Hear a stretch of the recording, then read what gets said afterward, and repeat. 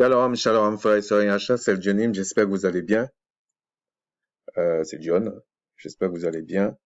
Et pour ceux qui vont moins bien et qui sont de la maison de Jacob, plaise au Tout-Puissant de vous bénir et de vous relever euh, par rapport à les, les, les prophéties et les choses qu'il avait annoncées et qu'il a envoyé son Fils dans ce monde pour détruire les œuvres du diable. Il a fait connaître son nom. Mais avant ça, j'ai une petite chose à régler. Bon, pas méchant, hein. C'est quelque chose qui m'a attristé un peu et puis que j'ai appris de cet homme qui se fait appeler Armando, qui s'appelle Armando, hein.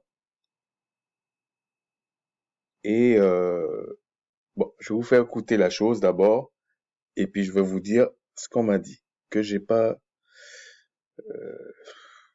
Bon, vous allez voir. Alors, c'est une vidéo que j'avais fait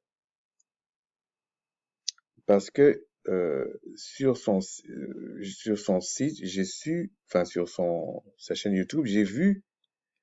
Euh, je pense que c'est le frère Allegra qui m'avait dit ça. J'avais été voir et puis à un moment donné, j'ai vu correction des faux enseignants, des enseignants. Alors il y en avait pour tout le monde, mais en gros, tout ce que j'ai compris, c'est que euh, tous les gens qui qui disaient des choses qu'ils ne disaient pas étaient du diable. Sans analyse, sans rien du tout. Mais à la limite, c'est pas très grave. C'est le fait que je me méfie un peu des gens qui passent leur temps à dire que celui-là c'est le diable, celui-là c'est le diable, celui-là c'est... Ouais, ouais, ouais. Peut-être que lui il dort avec, hein, mais j'ai du mal et euh, je préfère me faire une idée des personnes en fonction de ce qu'ils disent, de ce qu'ils analysent, de ce qu'ils démontrent, euh, et même si je suis pas d'accord avec, même si je suis pas d'accord avec. Vous savez, jusqu'à maintenant, je le dis pas souvent, mais j'apprends de tout le monde, et en particulier de mes frères, même des sœurs, même des questions qu'on me pose. J'apprends tout le temps, en fait.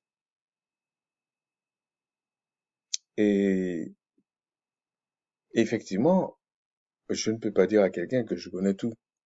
C'est débile déjà, et puis, ce serait faux, déjà. Mais ça veut pas dire que je sais rien, c'est pas ça, mais je ne sais pas tout, et puis heureusement. Heureusement pour vous. Mais franchement, je sais pas tout, et puis ça fait partie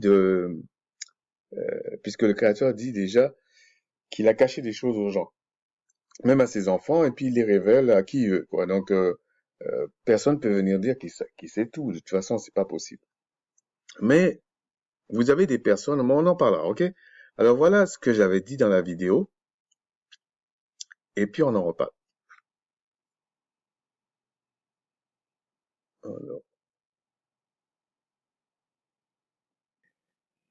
Alors, c'est une vidéo, et je tiens à faire encore mes excuses parce que je vais pas encore parler de... Non, j'ai pas pense que... Ouais, c'est ça. On va continuer. Oublié, mais je vais pas encore parler de qui dirige le monde ou qui dirige l'univers. Bon, c'est un peu ce que je veux dire. Et j'ai pas oublié, si le Tout-Puissant le permet, je vais vraiment le faire. Il y a des choses que je vais pas dire parce qu'il faut faire la guerre de façon prudente et sage. Et mais il y a des choses quand même qu'on peut dire si le Tout-Puissant me le permet. Et puis là, c'est une vidéo parce que vous savez, le frère Allegra m'avait donné la, la, la chaîne de ce frère de peau Armando. Et vous savez, les robots de YouTube, ben, ils t'envoient d'autres vidéos. Et j'ai vu une dernière vidéo qu'il a faite. Et devinez quoi? Bon, bien sûr, je taquine un peu. Je suis pas d'accord avec comment il a procédé. Bon, on va Premièrement, arrêter là. Donc, je vais vous expliquer la situation, ok? Je devais faire cette vidéo aujourd'hui qui s'intitule, et qui va s'intituler, c'est la deuxième partie de Qui dirige le monde, ou l'univers, ou la création, etc. Et en même temps, il y avait cette vidéo que je voulais faire sur, d'ailleurs je l'ai intitulée comme ça, correction des enseignements, vraiment, c'était pour dire, est-ce que vraiment cet homme Armando avait vraiment corrigé? Et j'explique en fait que je suis pas dans cette démarche avec personne. Je corrige pas les gens. Peut-être les enfants de temps en temps, là, parce que c'est un autre rapport. Mais sinon, un adulte, qui plus est, qui se dit docteur ou je sais pas quoi, ou même qui a un père de famille, qui a des enfants, je suis qui pour venir corriger quelqu'un? Non. J'ai tendance à plutôt partager, et d'ailleurs, euh, ça donne de meilleurs résultats en fait. Et puis ceux qui sont prétentieux, il faut tourner le dos, voilà, et puis c'est tout. Et puis faut pas en vouloir aux gens. Ça sert à rien en fait, hein, je vous assure. Au bout d'un moment, vous allez comprendre que en vouloir aux gens, ça sert à rien. C'est que si vous en voulez aux gens au point de ne pas dormir, de ne pas être épanoui, c'est vous qui avez un problème. C'est vous qui avez un problème en fait. Parce que si vous êtes vraiment heureux, oui, ça va vous gêner sur le coup, ça peut vous blesser, ça peut vous attrister, mais si vous vous confiez en le Tout-Puissant, vous êtes vraiment le Tout-Puissant, vous inquiétez pas, il va prendre ça et il va, euh, il va régler ça. Ok, il y a pas de contradiction sur la révélation de l'esprit. En fait, il n'y a pas de contradiction là-dedans. Et donc, pour en revenir à cet homme, on lui parle de cette vidéo et le fait que je dise qu'il faut faire la guerre avec prudence, sagesse, etc.,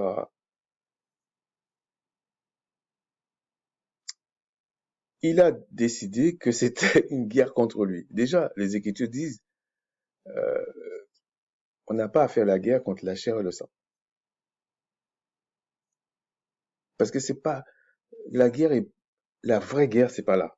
Ok? Donc, peut-être il y a des dommages collatéraux, peut-être, mais en réalité, la vraie guerre, c'est pas ça. C'est pas ça. Et donc, je, je suis assez surpris, en fait. Je dis, ah bon?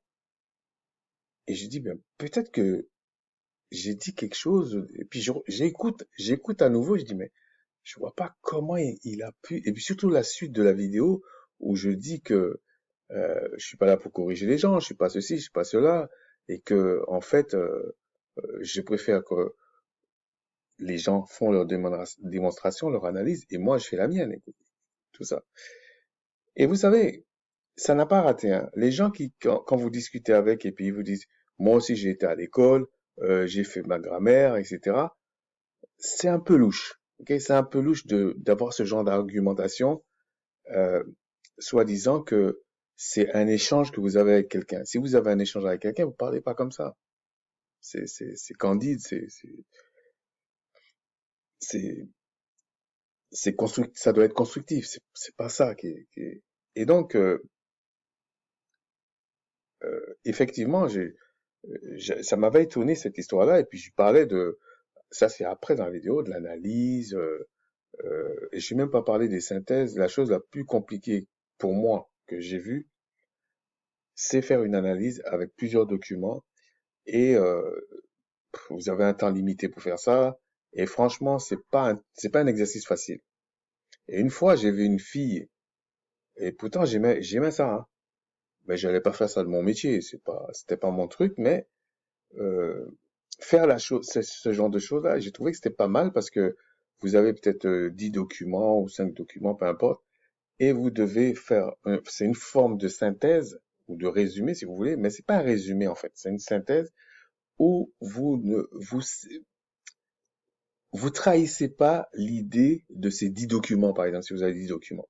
Donc, il y a des idées qui se regroupent, d'autres qui s'opposent, etc., d'autres qui se complètent.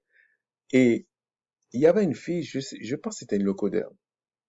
Il y avait une fille, elle a fait les choses en même temps que nous. Il y a quelques années, en même temps que nous. On avait 4 heures, 4 heures.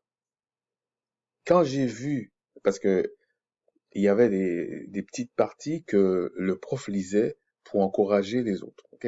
Pour encourager au pouvoir le chemin que d'autres devaient faire. J'étais pas mauvais à cet exercice, mais le but, c'est pas parler de moi, c'est pour vous montrer quelque chose, ok? Quand il a lu une bonne partie de ce que la fille a écrit, et apparemment tout est écrit comme ça, c'était comme dans un livre. La fille était douée. Je dis douée. Je reconnais que j'étais pas forcément mauvais, et même d'autres aussi n'étaient pas forcément, mais je sais pas ce que les autres pensaient, mais moi je reconnais que la fille était douée. Parce que en ce temps-là, dans les conditions d'un examen, etc., tu sors un truc comme ça, et le truc était vachement surveillé, parce que c'était comme, tu sais, les profs de la vieille école, là, qui, de l'administration, qui veulent rien savoir. Pourtant, j'avais rien à voir avec l'administration, vous voyez. Mais c'est simplement pour vous dire que il y a des gens qui sont doués. Et quand tu es doué, il faut remettre à César ce qu'il y a à César. Quand tu es doué, si l'autre est honnête, il va dire non, t'es doué. Mais quand tu n'es pas doué, bon, il va hésiter, il va hésiter, mais bon, il va pas être méchant, mais c'est pas ça. Mais c'est simplement pour dire quand quelqu'un est doué, il est doué. Et je reconnais que cette fille-là, quand elle a fait cet exercice-là, j'ai pas été lui parler, hein, mais j'aurais pu faire ça, lui dire, franchement, t'es, t'es, t'es dans une autre catégorie. Moi, j'y suis pas. Pourtant, si vous voyez ce jour-là, ce que j'ai répondu et d'autres ont répondu, vous allez peut-être pas voir la différence. Non, il y avait vraiment une différence, ok? Tout ça pour dire que, à cet homme, Armando, il n'y a pas que la lecture et la grammaire, ok?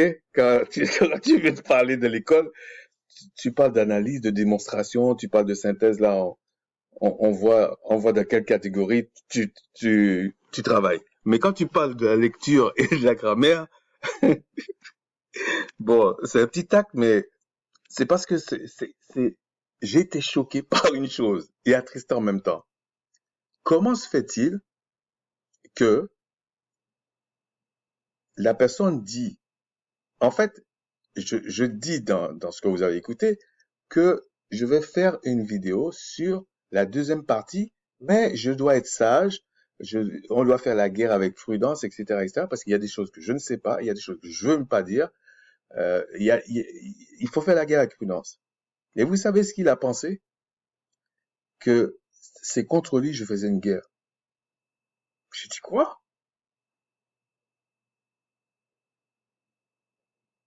J'ai dit non, vous savez, pour moi, ce genre de réflexion, c'est pas des hommes, ça. Je vous dis la vérité, hein.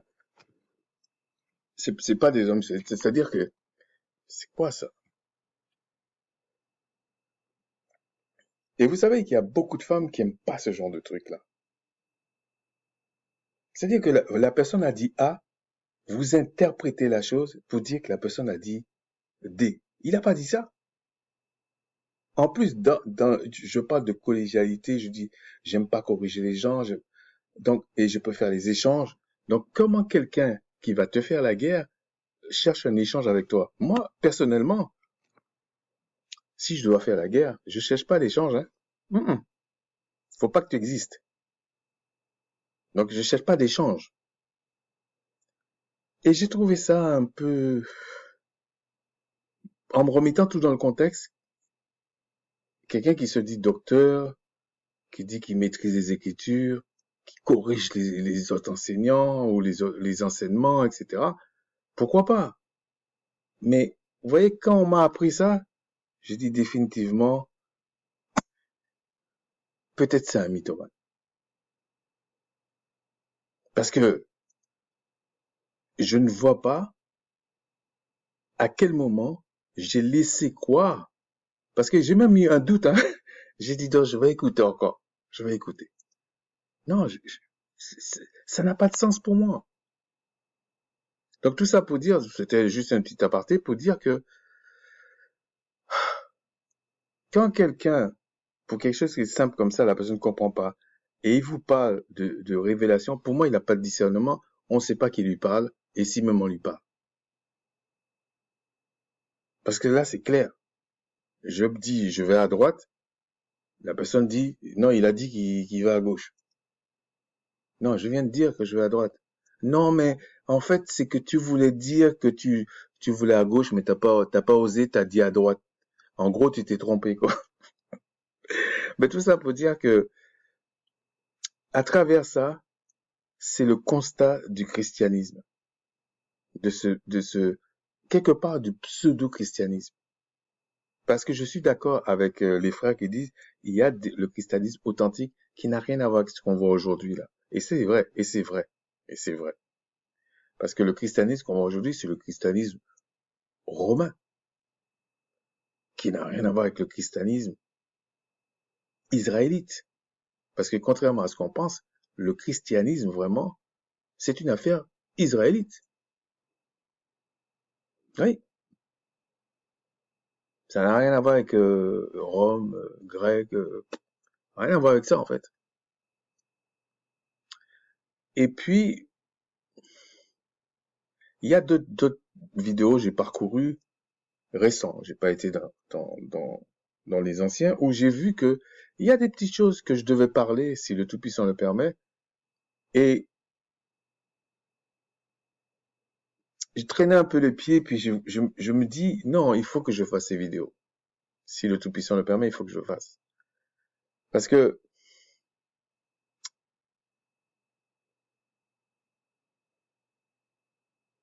pour moi, il y a une expression, un proverbe africain que j'aime beaucoup parce que ça résume un peu ce qui se passe un peu.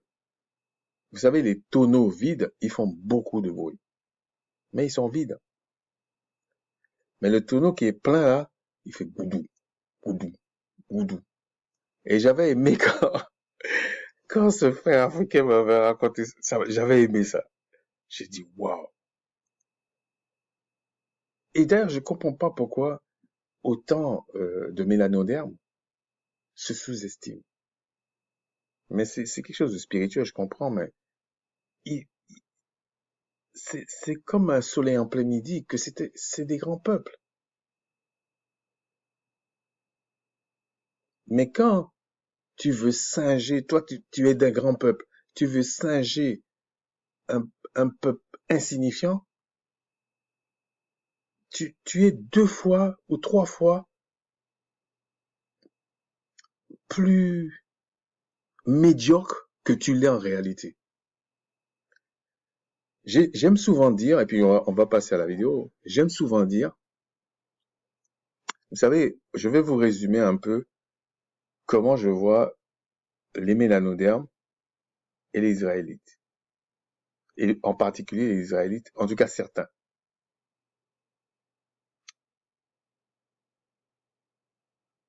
Et d'ailleurs, pour être très concret,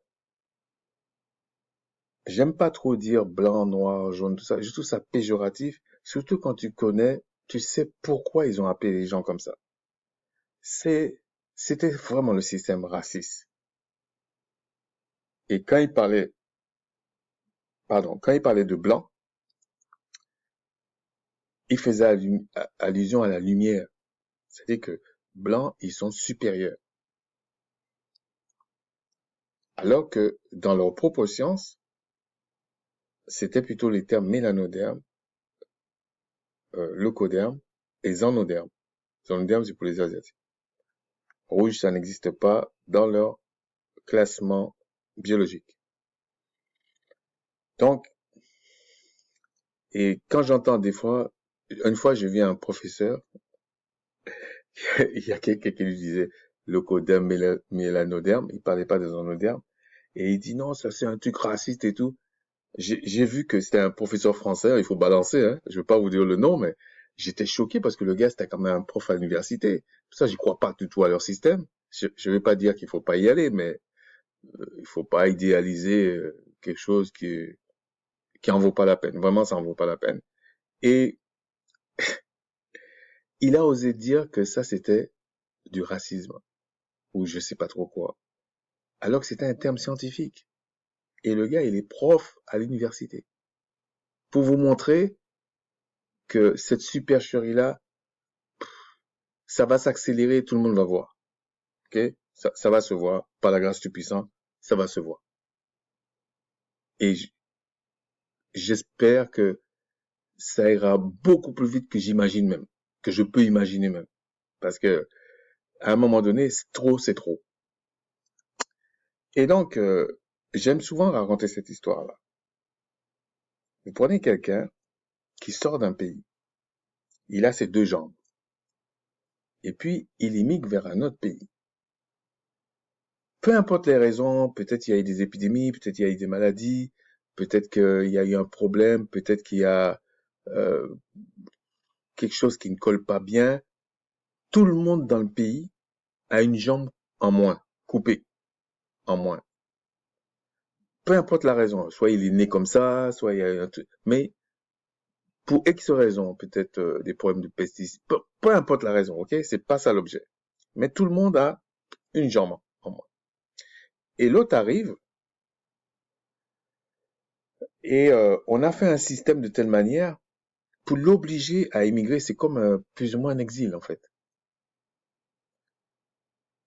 Et donc il arrive dans ce pays et en fait il constate que tout le monde a une jambe en moins. Pourtant, même en partant, il y a peut-être des gens qui lui ont dit dans son pays, fais attention de ne pas trop se faire séduire, ne prends pas n'importe quelle décision, fais pas n'importe quoi. Mais quand il arrive, il oublie tout ça. Il voit 100% des gens, ou, ou peut-être 98% des gens, avec une seule jambe. Et on lui fait la pression, que ce soit par les médias, la pub, le travail, n'importe où, dans la rue, la mode, on lui fait comprendre, on fait une pression sur lui pour lui faire comprendre, pour lui faire croire que c'est lui qui a un problème parce qu'il a deux jambes. Puis à un moment donné, lui, il prend la décision d'aller voir un médecin pour lui enlever une jambe. Et le médecin, lui, il le dissuade même pas. Pour lui, c'est bon, ok, on va t'enlever la jambe. Pas tout, 98% des personnes ont une jambe en moins, donc pas grave. Et là maintenant, le gars qui a enlevé la jambe, l'immigrant qui a enlevé la jambe en fait, sa jambe, il découvre que c'est la galère d'avoir une seule jambe. Là, il découvre ça en fait. Puis il commence à rencontrer des gens qui lui disent, mais t'es con, pourquoi t'as enlevé une jambe? Tu sais que c'est pas facile et tout ça. Et puis il dit, je regrette d'avoir enlevé une jambe, mais je sais pas ce qui m'a pris en fait. Et là, il commence à découvrir la réalité même. Mais il peut pas se remettre une jambe. Il l'a coupée. Eh ben, c'est un peu le drame des mélanodermes et notamment de certains Israélites. Ils veulent tellement singer quelque chose sans réfléchir qu'ils se coupent eux-mêmes une jambe. Et puis ils découvrent que c'est la galère. Et puis, mais les autres qui ont su, qui s'est coupé lui-même la jambe, vont lui dire, il est deux fois plus bête que nous. Déjà, il nous a cru. Et en plus, il ne comprenait pas la richesse qu'il avait. C'est le drame. Mais plaise au Tout-Puissant que ça change, évidemment. Mais c'est le drame. Et nous avons des personnes qui, qui veulent absolument voir les Écritures comme ceux qui ont une seule jambe, qui veulent voir le monde comme ceux qui ont une seule jambe, alors que c'est anormal d'avoir une seule jambe. Je suis pas en train de dire que celui qui a eu un accident, qui est handicapé, qui a une seule jambe, c'est pas l'objet, ok? Parce que je sais qu'il y en a qui prennent ça comme ça. C'est pas l'objet. Je suis le premier, désolé pour la personne s'il a un handicap. C'est pas ça. Je suis en train de parler d'une histoire. Voilà, c'est tout. Ce n'est pas, je suis pas en train de, la moralité de mon histoire, c'est pas du tout de ce côté-là. Ok? Parce que si c'était possible, euh, quand je rencontre quelqu'un avec une seule jambe, j'aurais préféré qu'il ait ses deux jambes. Si c'était possible, je lui donnerais une autre jambe. Donc c'est pas ça le problème. Je parle pas de ça. Je suis en train de parler que le fait de se nier à un point tel que de croire qu'on ne peut pas réfléchir, qu'on ne peut pas euh, euh, euh, essayer de comprendre ce qui se passe, et la seule solution qu'on a ou qu'on pense avoir, c'est de singer celui qui a seulement une seule jambe, c'est qu'on est 2 fois plus bête que lui. C'est ça que je veux dire, ok? Donc l'incident, donc voilà ce que je voulais dire avant de commencer, parce que euh, regardez ce qui est écrit, ok? Dans Marc, il y avait un homme qui a interrogé Christ pour savoir qu'est-ce qu'il faudrait faire pour avoir la vie éternelle. Et Christ lui répond dans Marc 10, verset 19, tu connais les commandements. Tu ne commettras point d'adultère, tu ne tueras point, tu ne déroberas point, tu ne diras point de faux témoignages, etc., etc., mais tu ne diras point de faux témoignages. Donc cet homme fait des faux témoignages, puisque la personne n'a jamais dit ça. C'est même pas logique, si on écoute toute la vidéo, c'est même pas logique ce qu'il dit. Parce que je vous assure, quelqu'un qui est en guerre contre quelqu'un, il cherche pas le dialogue. Ça sert à rien, en fait. Moi, je mène pas de guerre comme ça. Voilà. Donc, on va maintenant passer à la vidéo d'aujourd'hui, qui est qui dirige le monde en réalité. Alors, avant de commencer, vous avez des personnes qui vont prendre euh, ce verset dans Proverbe 16, 4. Le Tout-Puissant a tout fait pour un but, même le méchant pour le jour du malheur. Et sans tenir compte de l'ensemble des écrits, ils vont vous faire croire que c'est le Créateur qui a créé le méchant pour qu'il se rebelle et chercher à détruire sa création.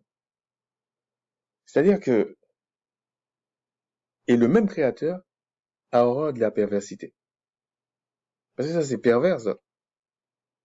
Donc, vous pensez que le Créateur, le 7e jour, a rassemblé toutes les entités qu'il a créées pour admirer ce qu'il a à faire, et puis, dans leur dos, il a dit non, non, je vais créer une petite équipe là, juste pour saccager ce que j'ai fait.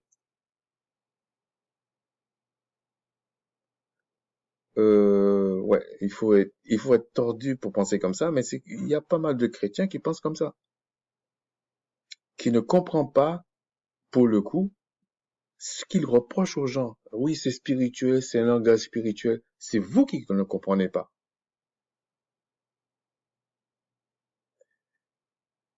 Regardez, je pense que c'est dans Amos. Regardez ce que dit le Créateur. Amos 3,6. Arrive-t-il un malheur dans une ville sans que le Tout-Puissant en soit l'auteur?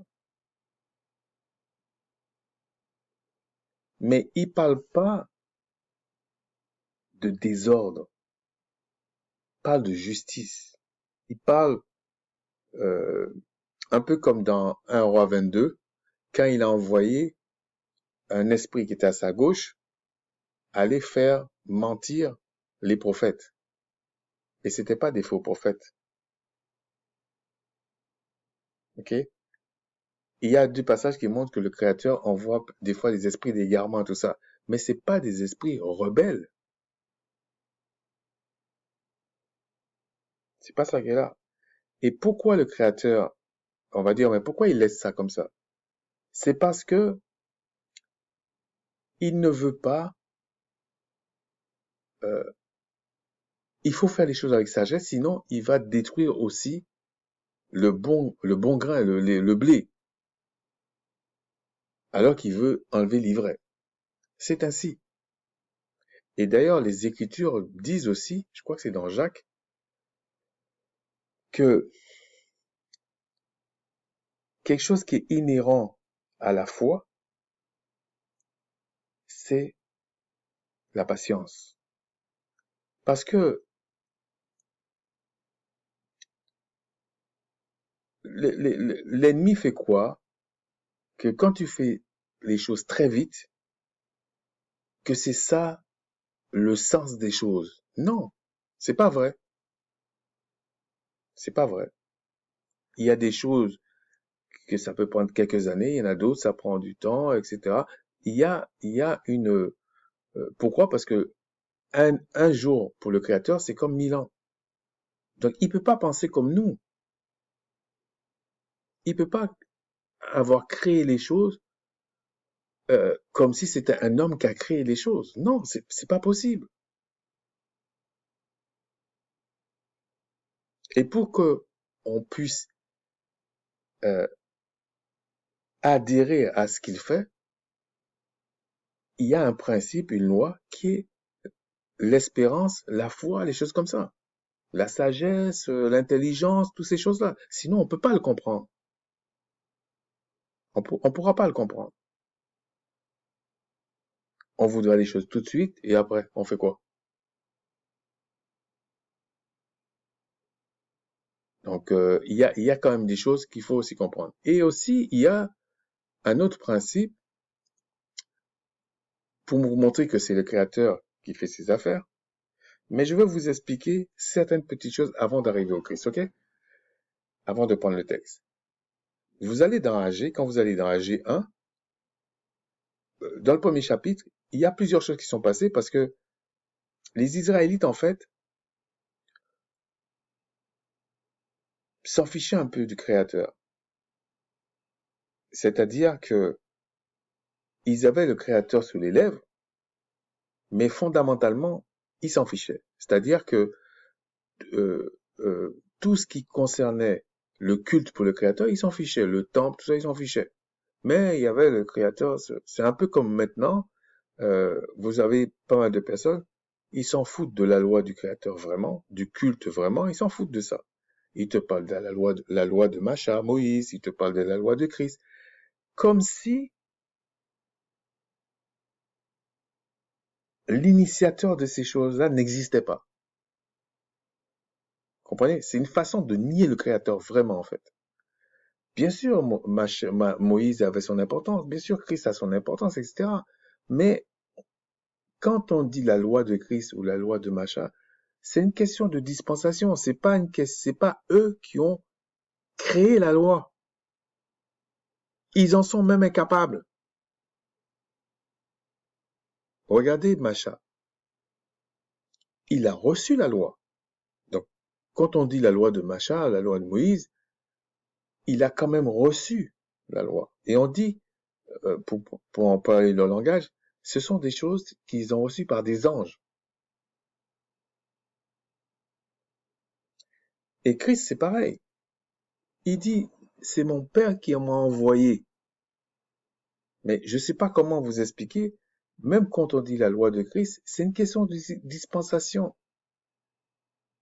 C'est une question, vous savez, quand le Créateur prophétise, dit quelque chose, et il envoie ses messagers, vous allez dire, ouais, mais les messagers, ils prophétisent. Après, vous allez dire, oui, mais les prophètes, que des fois on appelle fils de l'homme, ils prophétisent. Mais si vous rencontrez le prophète, il va te dire, oui, mais ce que je viens de dire là, c'est un messager du Créateur qui est venu me le dire. Un ange qui craint le Créateur. Mais si vous parlez à l'ange qui craint le Créateur, il va dire, ouais, mais c'est le Créateur qui m'a envoyé dire ça. Et quand vous allez aller jusqu'au Créateur, on va dire comme ça, le Créateur va dire, ouais, c'est moi qui ai décidé. Il va pas dire c'est quelqu'un d'autre qui l'a envoyé. Vous comprenez? Donc, en fait, lorsqu'on parle, il faut comprendre comment les choses fonctionnent sur le plan spirituel. OK? Donc, parfois, quand les gens expliquent, on comprend où ils en sont sur le plan spirituel. On n'a pas besoin de grandes démonstrations. Mais tout ça pour dire que, regardez dans AG, quand les Israélites ont commencé, ils essayaient de faire des choses, mais ils ont oublié les fondations. C'est d'abord le culte pour le Créateur. Et qu'est-ce qui se passait? À chaque fois, ça marchait pas. Il y avait plein de problèmes. Regardez le chapitre 1, c'est pas très long, hein. Moi, je vais pas le lire, hein. Mais il y a quelque chose qui était toujours dit. Considérez attentivement vos voix. En fait, si on devait, comme j'ai déjà dit, l'actualiser, ce genre d'expression, c'est de dire, mais vous savez qu'aucun malheur arrive dans une vie sans que le Créateur en soit l'auteur. Il y a plein de problèmes. Mais posez-vous la question, pourquoi il y a des problèmes? Posez-vous la question. C'est comme des gens qui ont dit, oui, celui-là, c'est le diable, son enseignement, c'est faux, c'est machin, ceci, c'est ceci, cela. Mais plains-toi de tes propres péchés. Regarde où t'en es dans la vie. Qu'est-ce que tu fais? Est-ce que vraiment tu as les promesses du Créateur dans ta vie? Parce que ça doit se refléter sur même tes démonstrations, ta façon d'aborder les problèmes, ta façon de parler, ta façon même d'enseigner, etc. Ça doit se voir. Donc, tant que ça se voit pas, faut arrêter un peu. Donc, et là, et je parle en général, hein. Et donc, quand vous voyez un peu ce qui se passe, et sachez aussi que les Écritures disent que les esprits sont au service d'un seul, le Créateur. Mais ça n'explique pas comment ça fonctionne. Okay? Mais je vais vous donner un exemple avant de recommencer. Comme quoi, vous savez, il y a pas longtemps, il y a une sœur qui m'a posé une question. Bon, j'aime pas trop, comme j'ai dit, j'aime pas trop que les sœurs, sauf s'ils ont la permission de leur mari, mais j'aime pas trop que les sœurs entrent en contact avec moi. C'est pas que je sous-estime, ça n'a rien à voir. C'est simplement une question d'ordre, c'est tout. C'est pas plus que ça. Mais on en parlera une autre fois. Mais je l'ai répondu à la sœur, hein, c'est pas ça le problème, mais j'aime pas trop ça. Et donc, les, les, la, la sœur m'a posé une question, comme quoi il n'y a pas de petites questions, ok? Je travaillais sur quelque chose et quand elle m'a posé la question, je me suis dit, mais pourquoi elle me pose ce genre de questions? J'ai pas méprisé sa question, au contraire.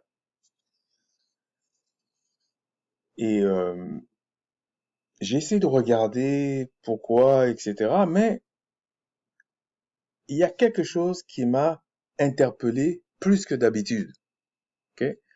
Et je vais vous le dire, ok? Et c'était en lien avec la vidéo que j'essaie de faire maintenant, ok? C'est dans Apocalypse. Donc elle me pose des questions. C'est pas la question. Je vais pas vous dire la question parce que c'est pas ça qui est important, ok? Mais quand vous commencez Apocalypse ou Révélation, regardez comment c'est écrit au départ.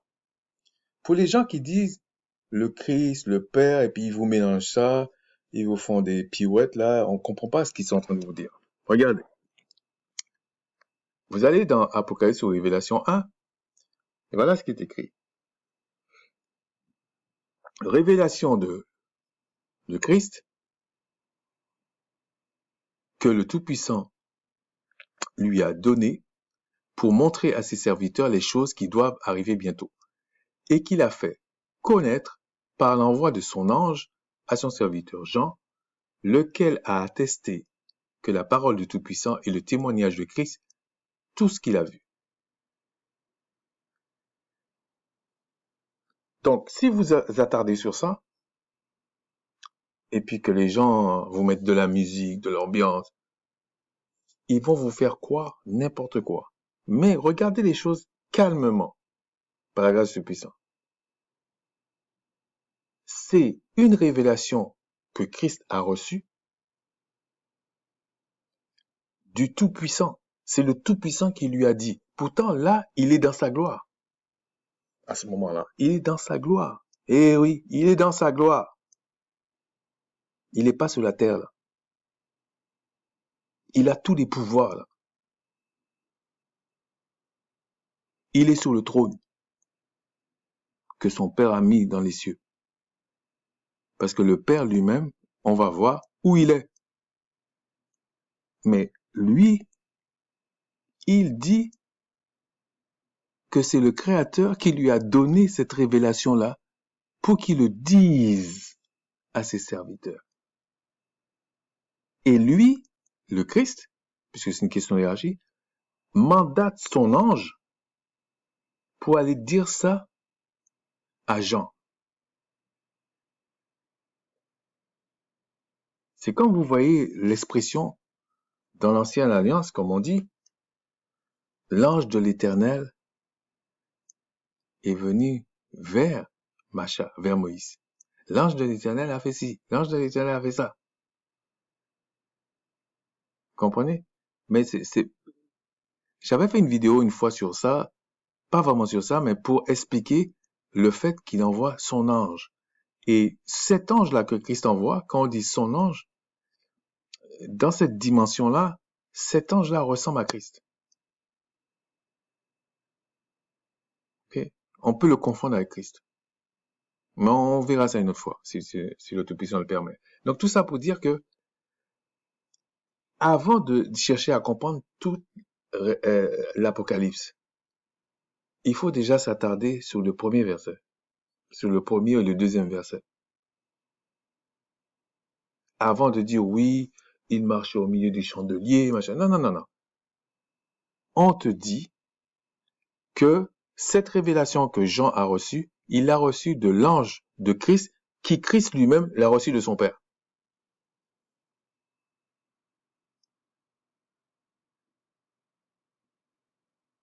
En d'autres termes, pour ceux qui sont plus lents,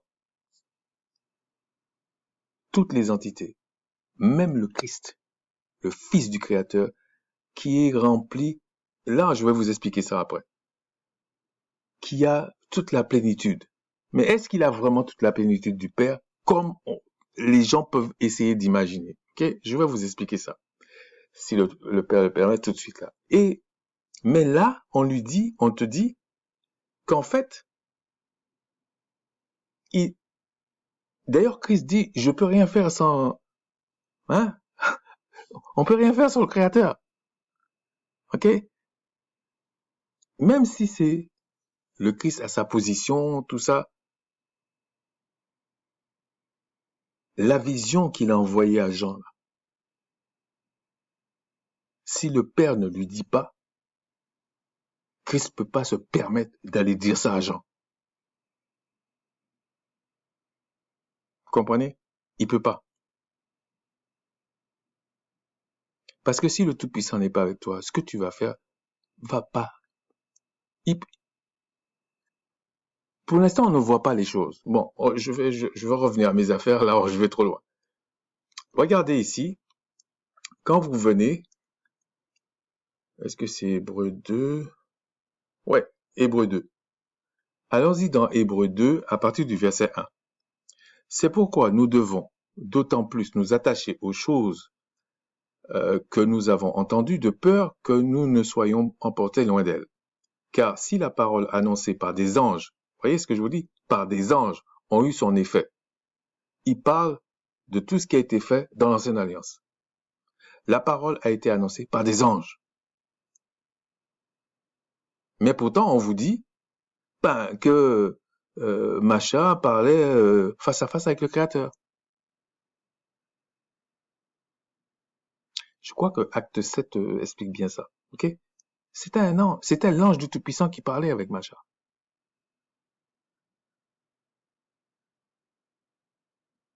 Donc, pourtant, on vous dit que c'est le Tout-Puissant qui parlait avec Macha. Parce que cette entité-là, cet ange-là, portait le nom du Créateur. Et c'est la même chose pour celui qui porte le nom de son Père, le Créateur. Christ portait le nom de son Père. Il a dit, j'ai fait connaître le nom j'ai fait connaître ton nom aux hommes. Et c'est pour ça qu'il dit à Philippe, comment tu demandes à voir le Père encore? Tu ne peux, en gros, Christ aurait dû lui dire, mais tu peux pas voir le Père et vivre. Tu sais cette loi-là. T'es un Israélite. Tu peux voir que ses messagers. Et encore pas n'importe lesquels. Puisque Macha, il y a des messagers qu'il n'a pas pu regarder en face.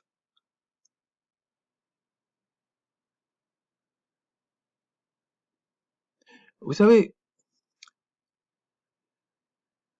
la majesté même du Créateur, c'est inégalable. Inégalable. Le royaume du Créateur est unique. Là où il demeure même, c'est inviolable.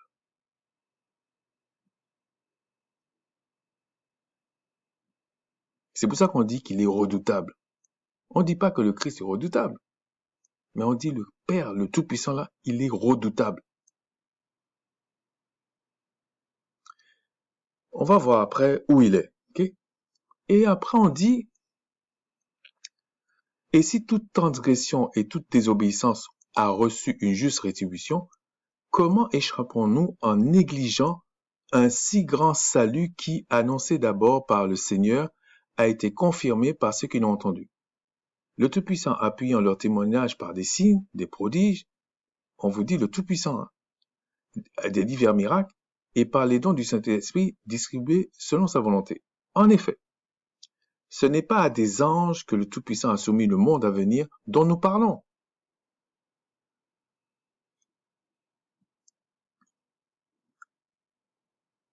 Une autre fois, si le Tout-Puissant vient, je vais revenir sur ça.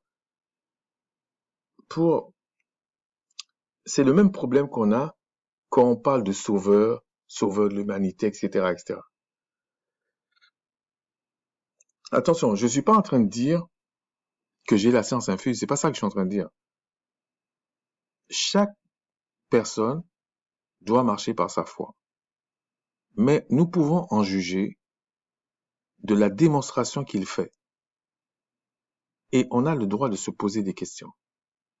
Alors, il y a des choses que, si tu connais, c'est évident pour toi.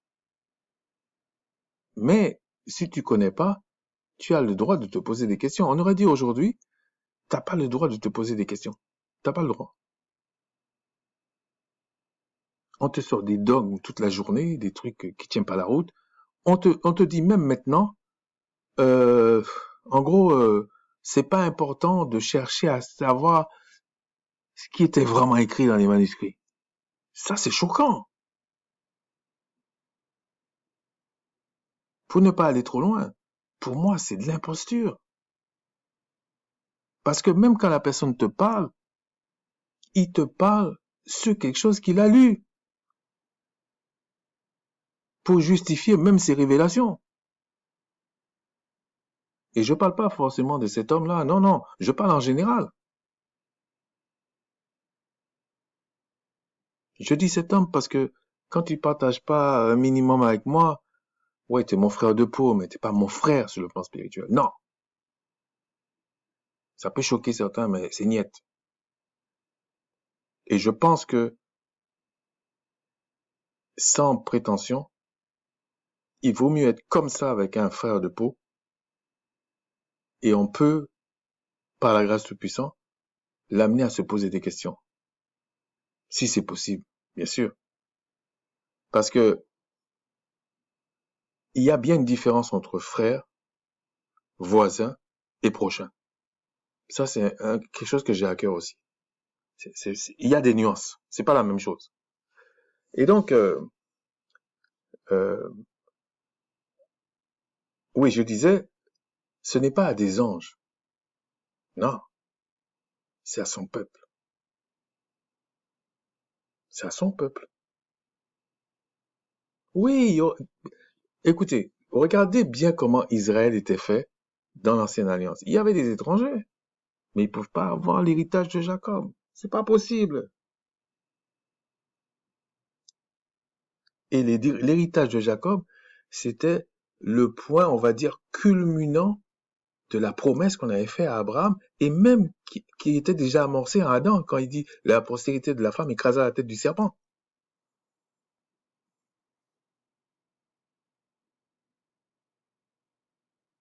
Il y a une cohérence à ça. En parlant de ça, si le Tout-Puissant le permet, la prochaine vidéo que je vais faire, ce serait de parler de ce qui s'est passé dans le Jardin d'Éden. Qu'est-ce qui s'est réellement passé? Pourquoi c'était grave? Vous allez voir que dans la loi qu'on a révélée, que le Tout-Puissant a révélée à Macha, il y a le problème. C'est pas une loi comme ça tirée d'un chapeau. Non, non, non, non. Vous allez voir que le Créateur, depuis le début, il est cohérent.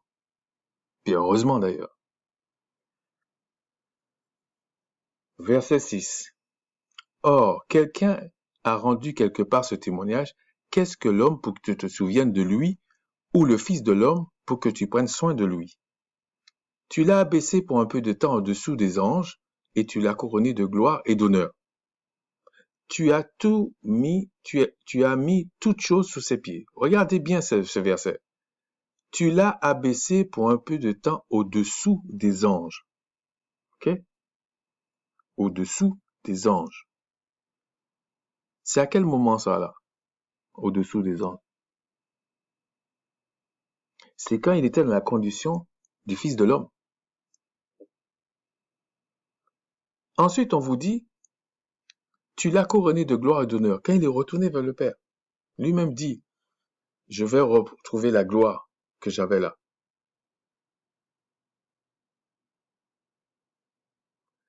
Donc c'est le même Christ, c'est le même Yahcha qui est dans une condition comme ça, une condition comme ça.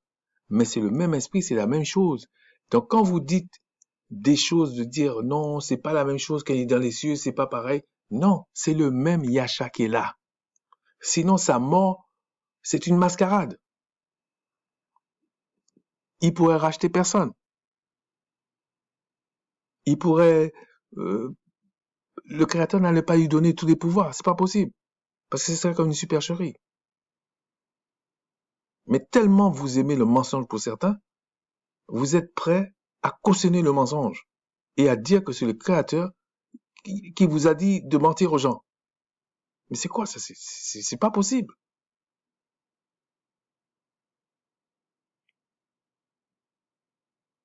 Il vaut mieux dire, voilà, voilà comment je comprends, voilà comment je comprends. Peut-être à un moment donné, vous allez voir que ça bloque, vous faites trop de pirouettes. Et quand certains voient que ça va pas, ils disent que c'est nous qui sommes trop intellectuels. Mais vous êtes des hypocrites en fait.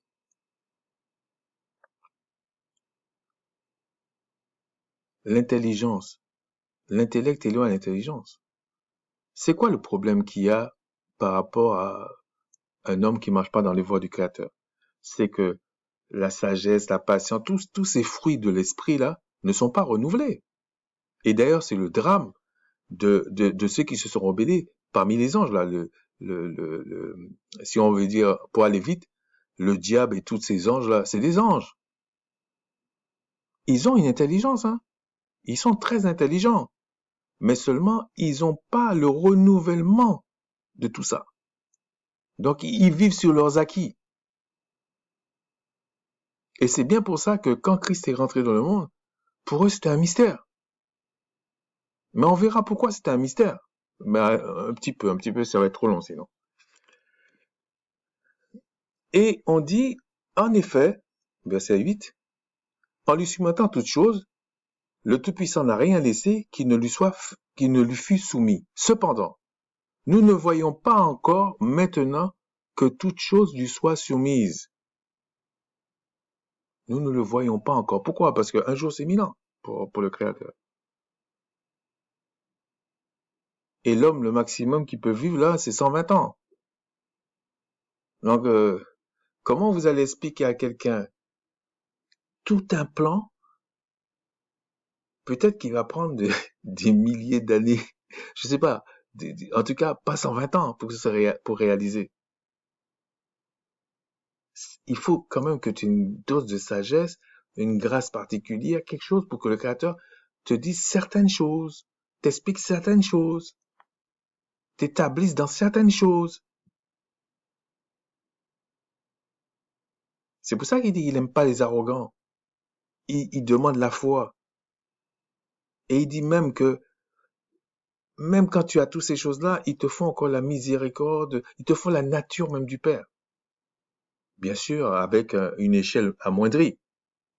C'est pour ça que les enfants du Créateur, ils ont une mesure d'esprit du Créateur supérieure à ceux qui ne sont pas ses enfants. Mais toute chose qui existe a une dose de l'esprit du Père.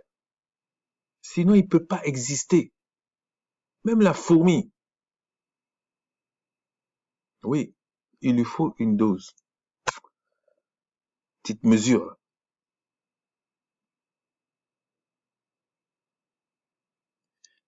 Il y a une chose, parce que je ne voudrais pas aller dans les textes, en tout cas, vous savez, les chrétiens ont tellement l'habitude de dire que Christ a toute la plénitude, a la plénitude de la divinité, etc. Bon, j'aime pas trop le mot divinité, mais je préfère le mot sainteté, parce que divin vient de Dieu et Dieu vient de Zeus. Donc, à un moment donné, il faut être cohérent. Mais bon. Et c'est quoi le problème? Quand Christ est venu en chair, d'ailleurs, c'était pas que lui qu'on appelait fils de l'homme. Je vous signale ça pour, bon, je le tacle un petit peu pour les docteurs, là, qui nous donnent des leçons toute la journée, là. C'était pas que lui qu'on appelait fils de l'homme. C'était pas singulier à lui, en fait. C'était pas. Mais Christ, quand il était homme sur la terre, il avait la mesure maximale parce que il était né d'esprit. Il est né d'esprit, en fait. Déjà quand il était sur la terre. Donc, il avait l'ossature des hommes spirituels. Vraiment les hommes spirituels de type dernier Adam. C'est pour ça qu'on dit qu'il est le premier en tout. Et donc, il avait la mesure sur la terre, la mesure maximale qu'un être de chair, enfin fait, qui a une enveloppe corporelle, de chair et de sang, le maximum de la mesure de l'esprit du Père. Dans les cieux, comme on l'a mis au-dessus des anges, il avait le maximum, et même au-delà même, que les autres anges, puisqu'il a une nature angélique dans les cieux. C'est pour ça que il est premier en tout. C'est trivial à comprendre. Ok? Et quand il dit, tu feras les œuvres plus grandes que moi, si tu crois en moi, on peut le prendre en deux manières. C'est sûr que dans les cieux, oublie ça. De toute façon, même faire les œuvres plus grandes que moi, tu peux pas le faire sans le Christ. Des œuvres plus grandes que lui, c'est impossible. C'est comme Christ qui va faire des œuvres au-dessus des autres anges, on va dire comme ça, ou des anges, mais il peut pas le faire sans le Créateur, puisqu'il dit, c'est le Père qui fait ça en moi. En fait, plus la mesure de l'Esprit du Père est grand en toi, plus ça déborde. Et plus tu es, on va dire, en symbiose avec lui, Donc plus son esprit agit. Mais ça ne veut pas dire que tu es le créateur. Ça ne veut pas dire ça. Puisqu'on vous dit dans un autre texte que quand il va remettre le royaume à son père, il ne remet pas le royaume à son père en tant que fils de l'homme. Parce que la période où il était fils de l'homme, c'est révolu. Dès qu'il est ressuscité des morts et qu'il est parti auprès de son père, il n'est plus le fils de l'homme. Il est le mystère, le Christ même, le Mashiach, celui qui est sur le trône. Sur la terre, oui, même s'il était fils de l'homme, mais on l'a craché sur lui. Vous croyez que c'était ça sa gloire? Vous êtes fous. C'était pas ça sa gloire. C'est pour ça qu'il a dit à Pilate, Pilate, t'as aucun pouvoir sur moi, hein, parce que, en gros, il explique à Pilate, non, si je voulais, là, si c'était vraiment mon royaume sur la terre, là, j'ordonnais à des anges de mon père de venir, là, il restait plus rien. Et il mentait pas.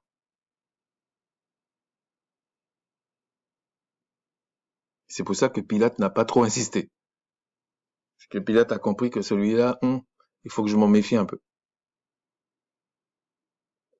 Donc, et il dit, verset 9, mais celui qui a été abaissé pour un peu de temps au-dessous des anges, nous le voyons couronné de gloire et d'honneur à cause de la mort qu'il a soufferte, afin que par la grâce du Tout-Puissant, il souffrit la mort pour tous. Il convenait en effet que celui pour qui et par qui sont toutes choses, qui voulait conduire à la gloire beaucoup de fils, éleva à la perfection par la souffrance le prince de leur salut. Mais quand vous lisez ces deux versets, même les autres, on a le Père a abaissé Yasha, celui que, certains aiment appeler Jésus là, mais ça n'a aucun sens, hein. Mais Yasha, c'est pour ça qu'on l'a mis pour un peu de temps en dessous des anges. À quel moment il a été en dessous des anges? Quand il était sur la terre en tant que fils de l'homme, il était en dessous des anges. Un ange ne meurt pas. Je dis bien, un ange ne meurt pas. C'est le Père qui les détruit, mais un ange ne meurt pas. Un ange est éternel. Mais un homme meurt. Un homme n'est pas éternel. Un homme tombe malade, un homme faible, mais un ange n'est pas comme ça. Donc Christ, en tant que fils de l'homme, on l'a abaissé puisqu'il était au-dessus. On vous dit même qu'il était, regardez, hein, est-ce que c'est là? Oui. Dans Hébreux 1, on dit, verset 5, non, on va le lire.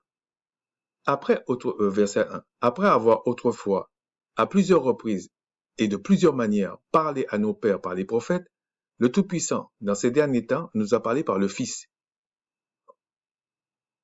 On va aller plus doucement parce que des fois, on a l'impression que c'est évident, mais c'est peut-être pas évident. Après avoir autrefois, à plusieurs reprises et de plusieurs manières, parlé à nos pères par les prophètes, le Tout-Puissant, dans ces derniers temps, nous a parlé par le Fils. Donc, c'est toujours le Tout-Puissant qui parle par son Fils.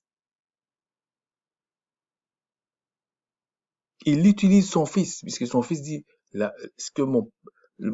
regardez dans l'Apocalypse, je vous ai dit, même dans la gloire qu'il a, que le Christ a, que Yahshua a, que notre Seigneur a, en fait. C'est le Père qui lui a donné la vision, qui lui a communiqué ce qu'il va faire pour qu'il le dise à Jean. Sinon, c'est pas possible. Pourtant, les Écritures disent que c'est Christ qu'on a donné tous les pouvoirs, puisqu'on l'a vu Christ a tous les pouvoirs aujourd'hui. et il va tout détruire. Mais vous ne le voyez pas encore. Parce qu'un jour, c'est comme 1000 ans.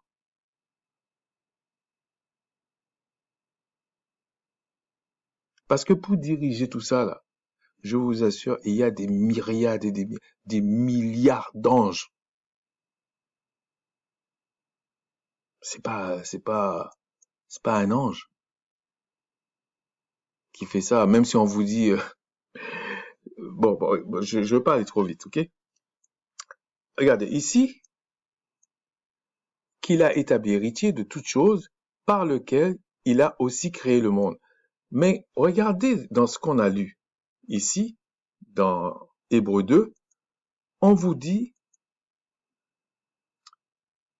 il convenait, verset 10, il convenait en effet que celui pour qui et par qui sont toutes choses. Là, c'est le Père. C'est lui qui a la conception même des choses.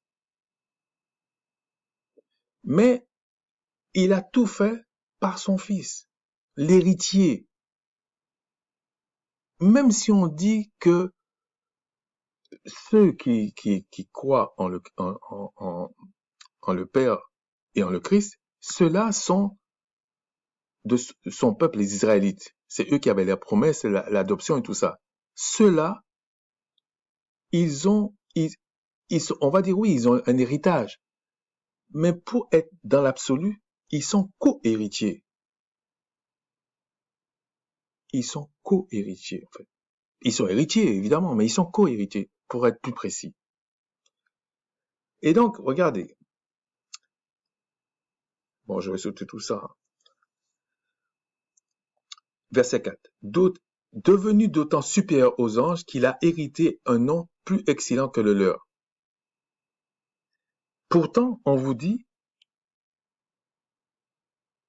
que tous ceux qui appartiennent au Créateur portent son nom. Mais on dit qu'il a hérité d'un nom plus excellent que le leur. En fait, c'est la position spirituelle qu'il a. Okay, c'est ça qu'il faut comprendre. Mais il porte quand même le nom du Père. C'est comme un sceau. Verset 5, car auquel des anges, le Tout-Puissant a-t-il jamais dit, tu es mon fils, je t'ai engendré aujourd'hui, et encore, tu serais pour lui un père, je serai pour lui un père, et il sera pour moi un fils.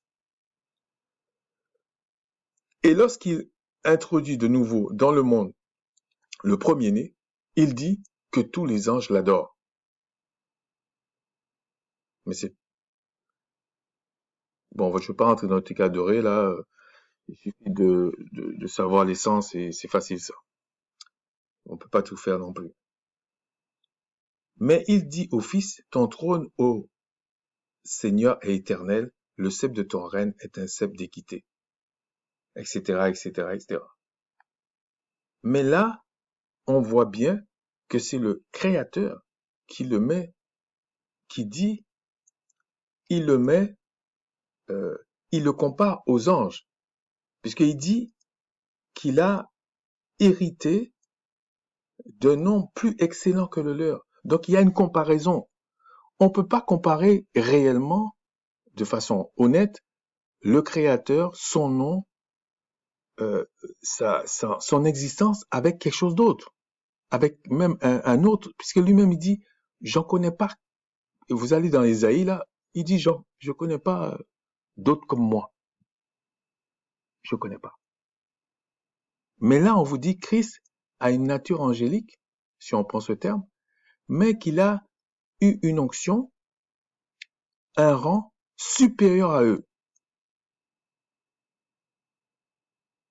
Mais on peut comparer, mais c'est supérieur. Mais le Créateur, ça n'a même pas de sens. Je vais vous montrer encore autre chose.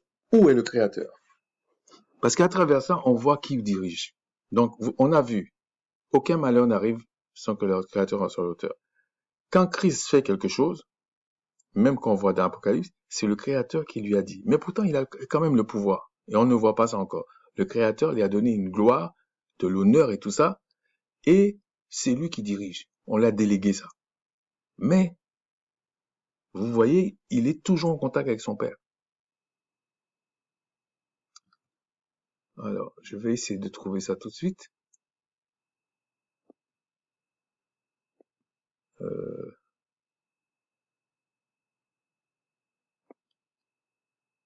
c'est dans Roi. Attendez.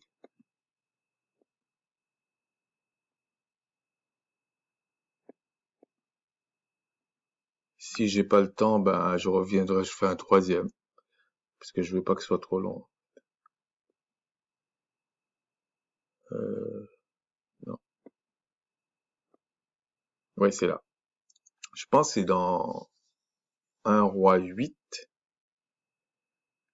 Alors, est-ce que c'est là?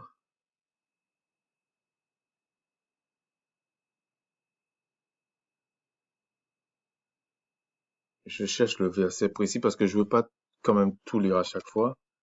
C'est trop long.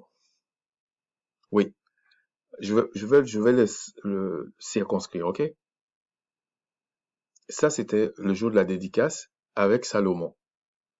Euh, David voulait construire le temple, la maison. Sinon, il lui a dit non parce que tu es un homme de guerre. Donc, ce sera ta descendance. Et Salomon, lui, ben, le Seigneur a accompli ça par lui. Et regardez ce que dit euh, au verset 27, 8-27. Mais quoi?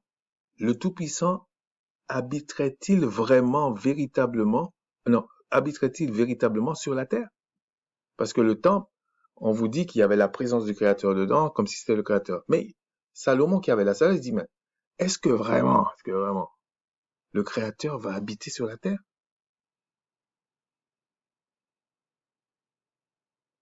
Est-ce que vraiment c'est possible ça? Même quand vous dites le Christ est le Fils de l'homme, que c'est le Père, il est venu en chair, est-ce que vraiment le Créateur peut habiter sur la terre dans un corps humain? C'est pas d'aujourd'hui qu'on se pose la question. Mais il y a la réponse là, ok? Voici, le jour 27. Voici les cieux, pas le ciel, hein, les cieux et les cieux des cieux ne peuvent te contenir. Combien moins cette maison que je t'ai bâtie. C'est-à-dire les cieux. Il y en a plusieurs, hein. Ça peut pas le contenir. Mais dans chaque cieux, il y a des cieux. Ça peut pas le contenir. En gros, le Créateur est en dehors des cieux. En dehors des cieux des cieux. Ça peut pas le contenir non plus.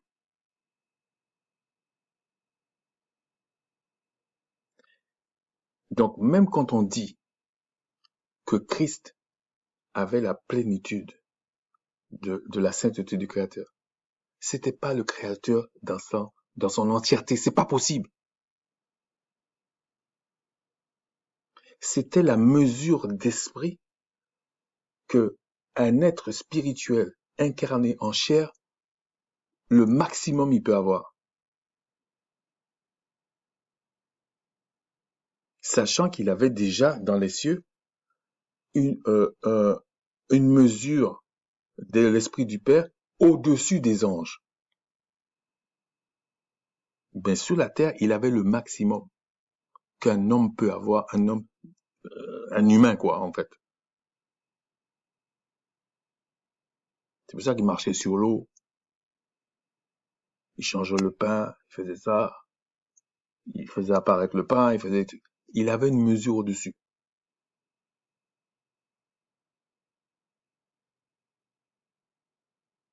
Mais il n'avait pas la gloire qu'il avait dans les cieux. Ça, c'est vrai.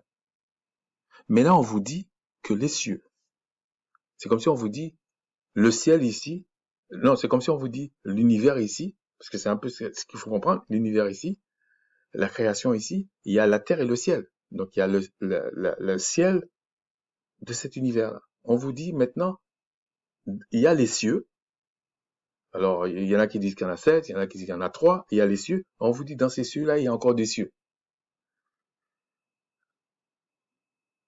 C'est-à-dire, en gros, quand on dit le cieux des cieux, c'est comme si on vous dit, il y a les cieux, qui est comme la terre, et puis il y a un ciel sur chaque terre, en fait. Ouais, je sais pas comment vous expliquer ça. C'est pour vous dire que toute cette création angélique, si on peut prendre comme ça, le Créateur n'est pas dedans. C'est la partie immanente qui est dedans. Mais lui-même, il n'est pas dedans. Donc si déjà tout ça là ne peut pas le contenir, comment vous avez le toupet de me dire que la maison qui est pas, bien sûr, c'est pas bâtie de main d'homme, peut contenir tout au point de dire que c'est le Créateur qui était sur la terre. Vous êtes des malades. Je ne sais même pas si ça se soigne.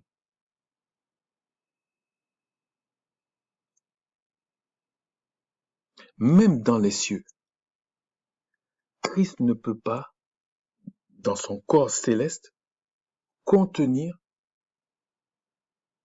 toute la plénitude du Père. Il ne peut pas. La plénitude qu'on lui a donnée, c'est au-dessus des anges. Ça, c'est vrai. Mais au-dessus des anges, ça ne veut pas dire égal au Tout-Puissant. C'est faux.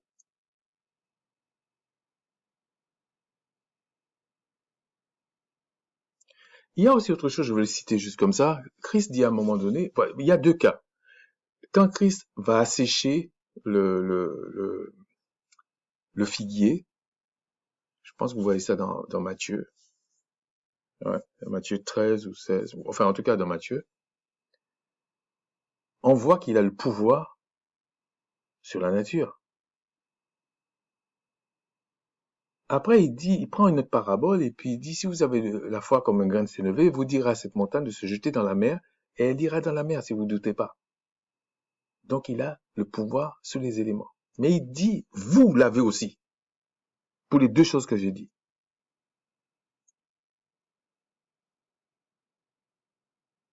Ça, c'est quand le Créateur est avec vous. Vous êtes réconcilié avec lui.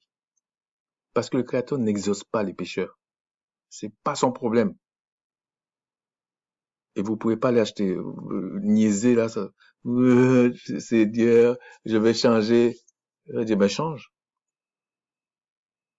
Comment tu vas changer si tu t'humilies pas devant moi? C'est pas possible.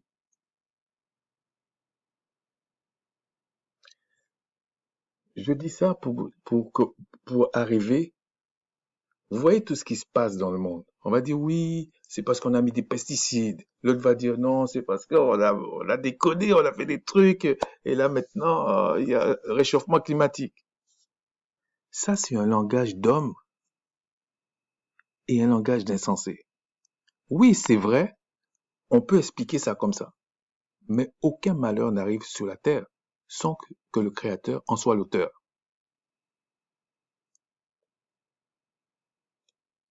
Et il vous dit dans les Écritures qu'on a donné à Christ tous les pouvoirs.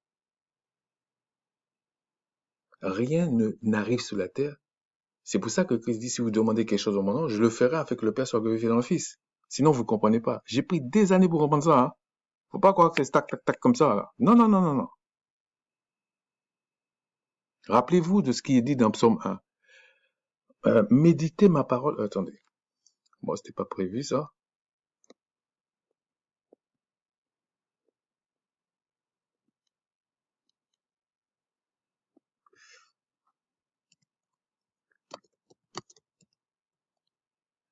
Regardez ce qui est dit ici. Bon, je pense que ça, c'est parce que ça va plus vite. Je, je connais le site. C'est tout, hein. C'est pas que c'est meilleur ou pas meilleur. Alors, Psaume 1. Regardez ce qu'il dit. Heureux l'homme qui ne marche pas selon le conseil des méchants, qui ne s'arrête pas sur la voie des pécheurs et qui ne s'assied pas en compagnie des moqueurs, mais qui trouve son plaisir dans la loi du Tout-Puissant et qui la médite jour et nuit. Là, on vous dit maintenant, tout ce qu'il va faire va réussir. Mais, il médite la loi du Créateur, la parole du Créateur. Tout. Mais ce qu'on vous dit pas, il suffit pas de la méditer jour et nuit. Non, il faut que le Créateur vous enseigne. C'est pour ça que le roi David disait, Seigneur, enseigne-moi ta loi, enseigne-moi ta parole. C'est ça que le Créateur veut comme cœur. Pas des gens qui viennent me dire, là je regrette, je l'inclus dedans. Seigneur, par révélation, qu'on comprend, c'est par ceci. Même si tout qui est rationnel dit le contraire, mais il faut être un mythomane. C'est comme quelqu'un qui vient, vous lui prenez une cigarette, vous le mettez sur la tête, sur la main, ça le brûle et puis il dit non, non, par révélation, ça doit pas brûler. Hey, physiquement, la loi physique, il va brûler ta main, hein? C'est ça la réalité. Maintenant, il faut chercher à comprendre si le Créateur te dit maintenant, tu as le pouvoir de maîtriser ça, comment tu fais? Mais ça ne veut pas dire que la cigarette, le feu va pas te brûler. Ça veut pas dire ça. C'est un peu ce que j'expliquais. Quand on dit réchauffement climatique, tout ça, oh oui, rationnellement, oui, il y a eu des choses qui sont passées, il y a la pollution, etc. Mais c'est le processus, le procédé même. C'est un peu ce qui est dit dans Proverbe 16,4. Quand tu désobéis au Créateur, tu rentres dans un cheminement de désordre. Et ce désordre-là produit le chaos. Mais le Créateur a déjà décidé de détruire ce monde. Pas la terre, hein, ce monde. Donc, il va utiliser ce désordre pour détruire. C'est comme, par exemple, quand le Créateur dit, quand dans les Écritures, on te dit, attendez, est-ce que c'est ça? On va regarder ça tout de suite.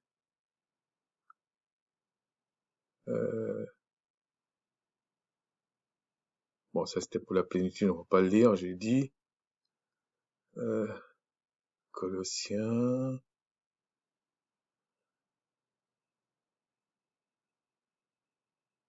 ouais, j'ai dit ça. Mais s'il le faut, je ferai une troisième, comme ça va être plus clair. Ouais, dans Hébreux 2, on dit, voilà, dans le verset 14. Ainsi donc, puisque les enfants participent au sang et à la chair, il a également participé lui-même, afin que par la mort, il anéantisse celui qui a la puissance de la mort, c'est-à-dire le diable. Donc, quand tu lis ça, tu vas dire, mais c'est le diable qui a la puissance de la mort. Je comprends pas comment ça fonctionne. Mais quand on dit ça, ça veut pas dire que le Père n'a pas la puissance de la mort.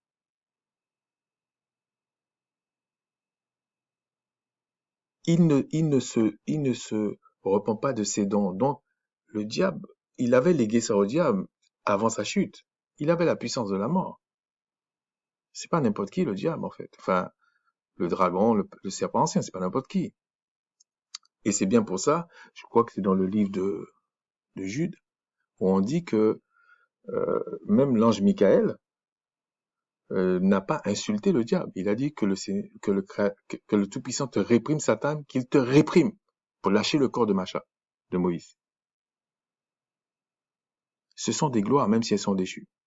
C'est pas que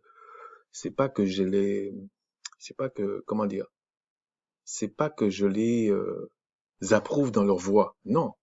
Mais ce sont des gloires qui sont là, déchues. Et quand on dit, par exemple, le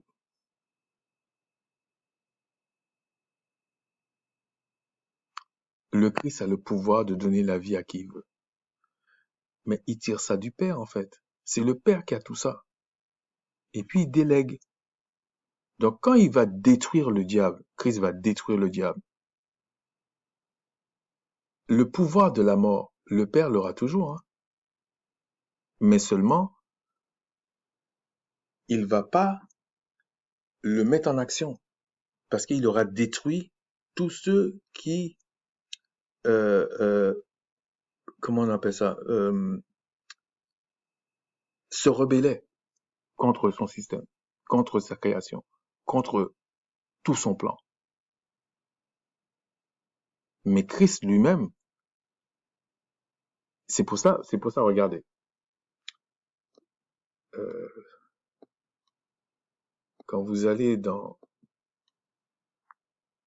Matthieu 16, quand il parle à Pierre, et puis il dit Pierre, d'ailleurs, il y en a qui ont osé faire des jeux de mots, surtout en français, Pierre, euh, euh, comme c'est une pierre, etc. Alors que dans d'autres langues, Pierre, ça veut pas dire, ça veut pas dire pierre, hein, en fait. Hein. En anglais, par exemple, c'est rock et Peter, tu vois, donc c'est pas pareil.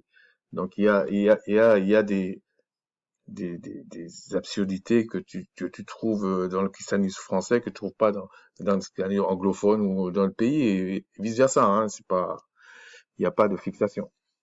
Mais regardez, il dit verset 17, Yachar reprend la parole, lui dit, tu as heureux Simon, fils de Jonas, car ce ne sont pas la chair et le sang qui t'ont révélé cela, mais c'est mon Père qui est dans les cieux.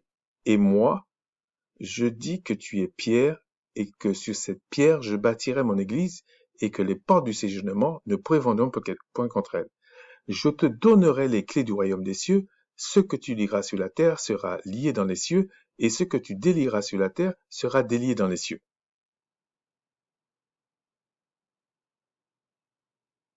C'est Christ qui a légué ça à Pierre, mais regardez, il n'a pas légué ça qu'à Pierre.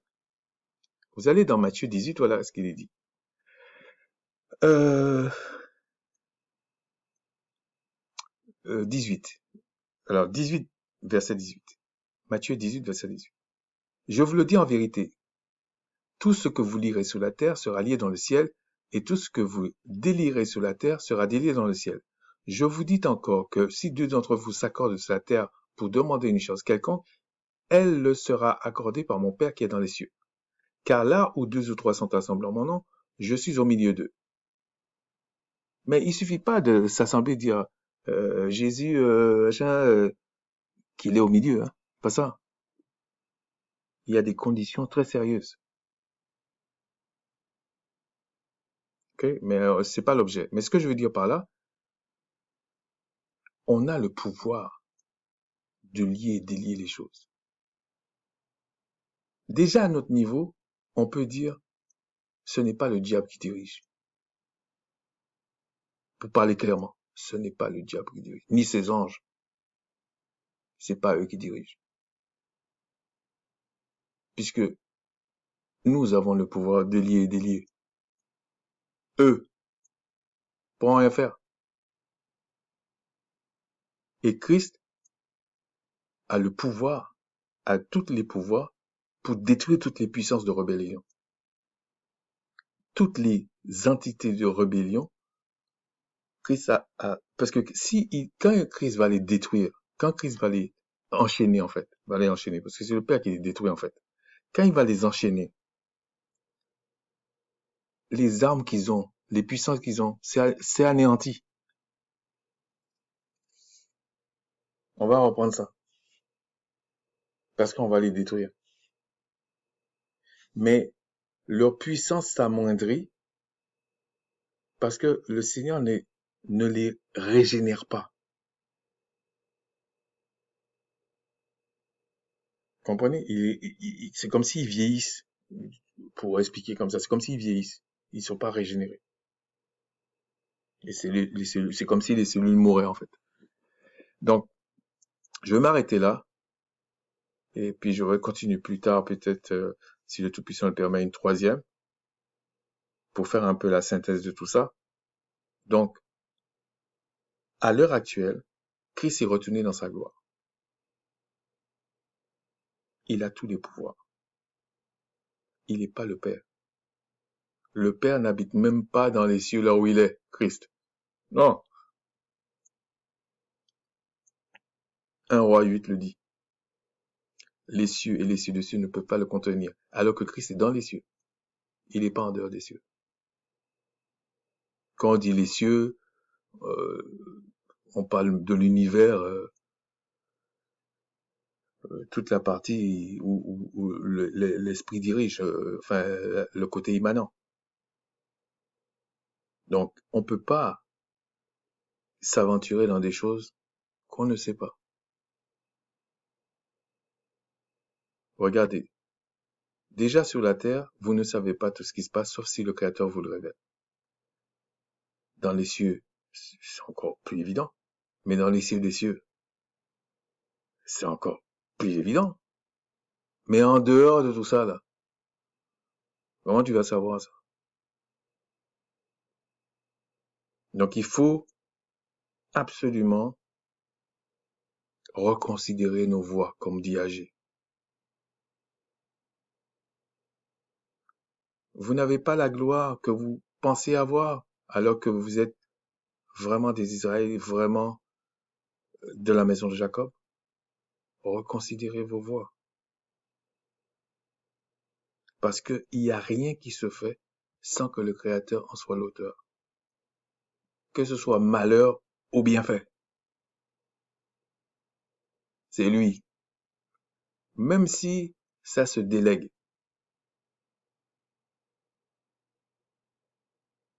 Même dans les Écritures, je pense dans l'Ancienne Alliance, on disait l'ange du Tout-Puissant campe autour de ceux qui le craignent et les arrache à tout danger. Mais on va dire que c'est le Créateur. Il n'y a personne dans l'Ancienne Alliance qui s'est levé et disait ah, je remercie l'ange de l'Éternel. Il pouvait peut-être le faire, mais il va surtout louer le Créateur pour ce qu'il a fait pour lui.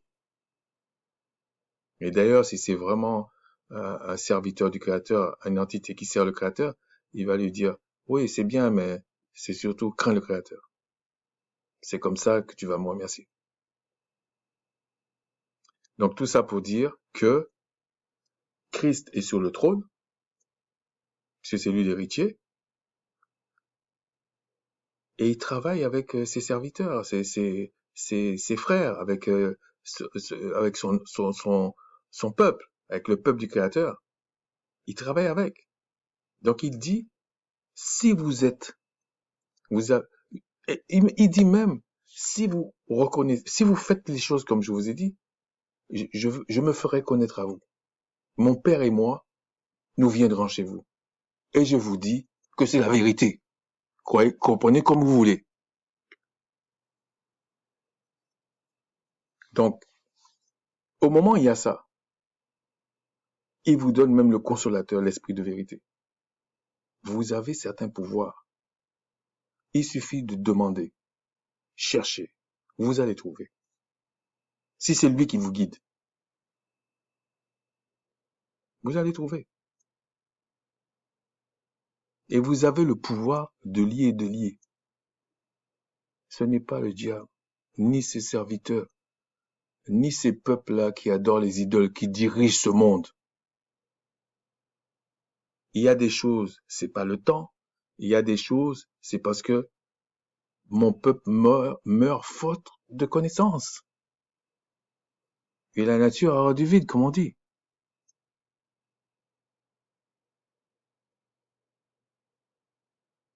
Si vous regardez le livre de Daniel, on va prendre que cet exemple-là. Je voulais finir avant, mais on va prendre ça quand même.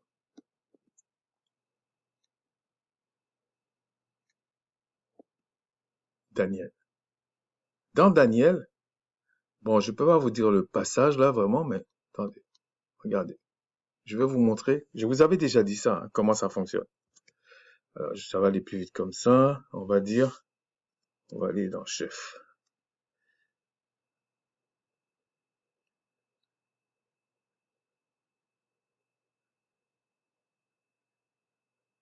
Ok.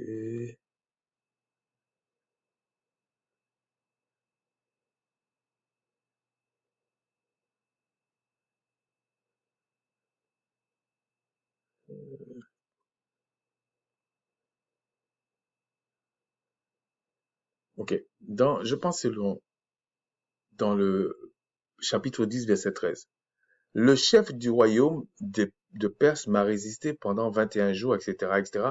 On voit qu'il parle de chef regardez, et au verset 20, il parle du chef de Perse et il parle du chef de Javan. Ce ne sont pas des hommes, ce sont des entités ou des anges très puissants. Et c'est pour ça qu'on vous dit que Michael, l'ange Michael, l'un des principaux chefs, est venu au secours de l'ange qui devait, euh, euh, qui était préposé à amener des messages à Daniel. Ce que je veux dire par là, c'est que tous les pays, oui, on va vous dire, il y a eu la guerre, on a mis ça comme ça, on a fait ça comme ça, on a fait ça. Tous ces pays-là ont une entité, un ange qui les dirige.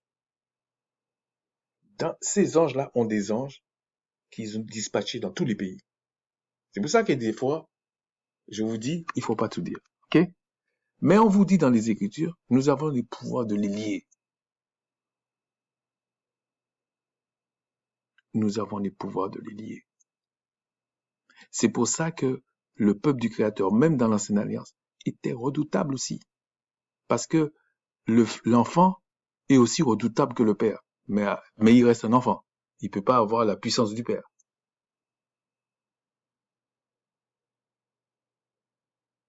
OK? Je pense qu'il y a un autre livre qui parle un peu de ça aussi.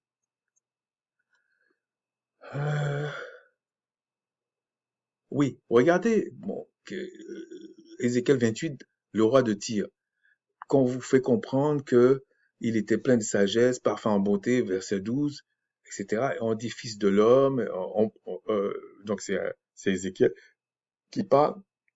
Mais quand vous regardez verset 14, tu étais un chérubin protecteur aux ailes déployées. Pourtant, on parle du roi de Tyr. Donc, sur Tyr, c'est un chérubin qui contrôlait la ville, qui était le chef de la ville. Mais nous, est-ce que, vu le pouvoir que Christ dit qu'on a, pourquoi avez-vous peur du chef de la ville, du chef du pays, du chef du quartier?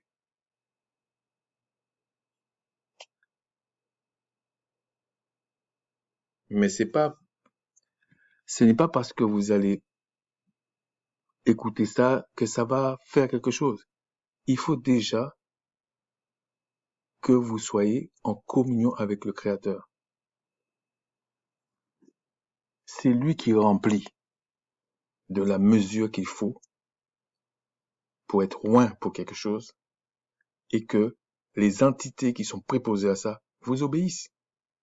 C'est aussi simple que ça. C'est-à-dire que il y a plein de blablatage sur la terre. Ça n'arrive même pas dans les cercles décisionnels des cieux. Allez voir vers le Père. Ça n'arrive même pas. C'est bloqué déjà. Mais quand le Créateur trouve un homme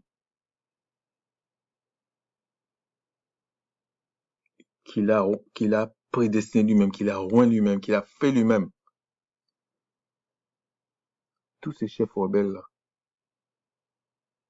ils n'ont pas de pouvoir sur lui. Leurs âmes n'ont aucun effet sur lui. Lisez Isaïe 54. Sur ce, je vous dis un gros shalom et que ne soyez pas, comme dit les Écritures, dans les Écritures, ne soyez pas remplis de joie ou parce que vous voyez les esprits vous sont soumis. Mais adorez, craignez le Créateur, non seulement parce qu'il est redoutable, mais aussi parce que votre nom est écrit dans le livre de vie. Ça veut dire que vous êtes réconcilié à lui. Ça veut dire qu'il s'est fait connaître à vous. Et vous allez voir, vous n'allez pas chamailler avec les gens. Oui, Christ, machin. On sait très bien que le Jésus catholique, c'est du faux. Mais ça veut dire que le Christ n'a pas existé. C'est pas pareil. Mais lui-même dit, parce que c'est comme ça que vous connaissez la véracité d'une parole. Si dans les Écritures, c'est écrit, je me ferai connaître à vous, je vous laisserai pas orphelin. Ok. Je vous enverrai le consolateur, l'esprit de vérité. Ok. Si tu as expérimenté ça, tu es un homme heureux, en fait. Sur ce, je vous dis un gauche à l'oram. Ne vous laissez pas manipuler par des gens. Certains sont mythomanes même. On comprend pas. La loi du Créateur, c'était une manière d'élever son peuple. Parce que si tu ne connais pas, tu n'as pas de connaissance, tu peux pas savoir quelle maladie que tu as. Si le Créateur dit, moi j'aime pas ça, toi tu sais pas, tu vas mourir dans ta maladie. Mais si le Tout-Puissant le permet, je vais faire une troisième vidéo pour faire une sorte de synthèse. Et je vous dis en gros shalom, plaise au Tout-Puissant de bénir son peuple et de réveiller son peuple. Une bonne fois pour toutes. Shalom.